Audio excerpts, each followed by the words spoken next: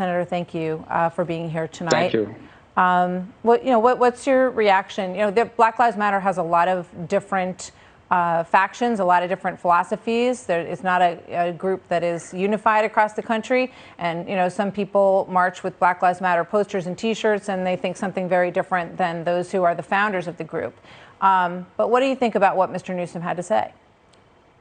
I think those are fringe views that don't necessarily, in fact, I know they don't represent the vast majority of African Americans, minority communities, or Americans overall in terms of what we're facing. I think it's in my view, this is pretty straightforward. We have long and lingering racial inequities in this country that have been ignored for far too long, and they need to be addressed. And it's about police reform, most certainly. The relationship between African-American communities and police departments in this country, in many places, is not a good one. It's certainly not one built on trust, and that needs to change. And of course, we've seen these cases of abuses, and those need to be addressed. Bad police officers need to be fired. If they committed a crime, they need to be prosecuted. And police departments should be reformed, not defunded, but reformed. That's very different from some of these arguments that you're hearing out there.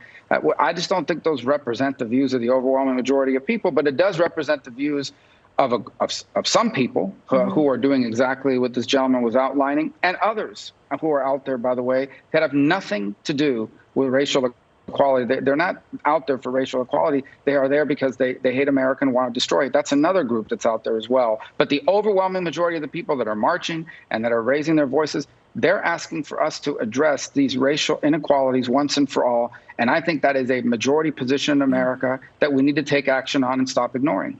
Well, one of those people is your colleague, Tim Scott, and he was, the senator was very, I think, frustrated by his own admission today that you couldn't even pass in the Senate a procedural vote to move forward to further discuss police reform in this country to address some of the issues that you just brought up. Here he is talking about that.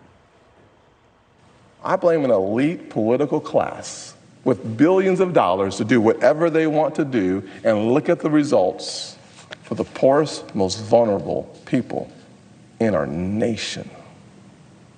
So we hear a lot of talk about getting something done in Congress on this issue, and I don't think that the American people would be very heartened in terms of the way the Senate tried to address police brutality in this country today.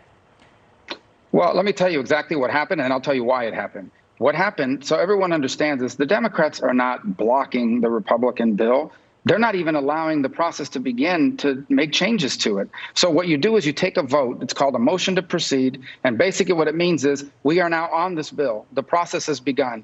And then they can offer amendments. We can negotiate amendments. They can offer changes to the bill. If at the end of that process, they are not happy with the end result, they could kill it then. They refuse to even begin that process. And their answer is pretty transparent, okay? We all know what's happening here. They think they're going to win the majority in the Senate. They think they're going to win the White House. And in their mind, they want this issue for the campaign. They want to be able to now pass a bill in the House and say the Republicans refuse to address it seriously. Yeah. They want to campaign on it. And then they think they can get a better bill once they're in power. And that's why they blocked it. It's as simple as that. And if your people are reporting the truth, they will report that, because to argue that we can't even begin to debate and make changes to a bill that I think they would have passed a lot of their amendments, by the way, that you can't make that argument with a straight face, and that's what they did.